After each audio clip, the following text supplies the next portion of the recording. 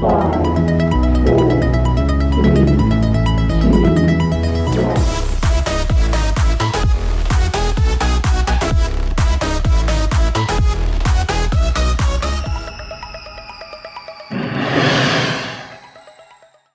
How have you taken your experiences as an athlete and parlayed them into helping the program at Johns Hopkins? So when I first started there in the 17-18 season, I was coming a couple times a week as a volunteer. And it was really, really important to me. And I actually looked at a couple cover letters where I wrote this in there that I wanted athletes to feel like they had an ally through the process of college, like really play into the young guy card that I had. Cause at this point I was 26 years old, going into 27 throughout that year. And relative to coaching peers, I was younger because I stayed in the sport till I was 25 while they were, coaching from 21 onward.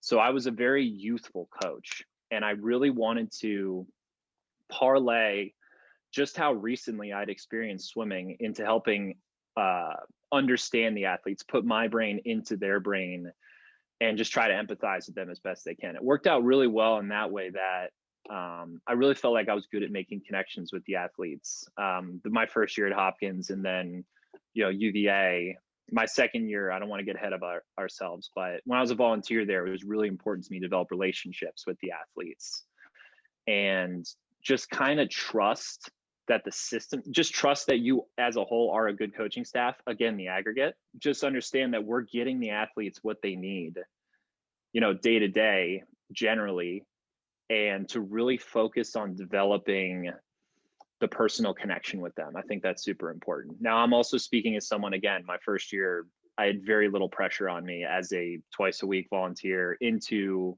a part-time coach in the second semester of the year. So I had space, to do that.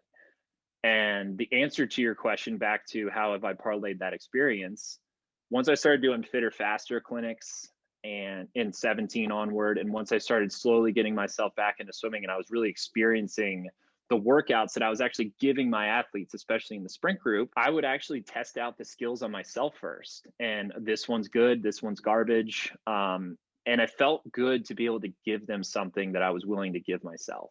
Now, that's not true when I'm working the 400 IMers, and I'm giving them a breaststroke workout that is, like a 3,000 worth of breaststroke throughout the practice.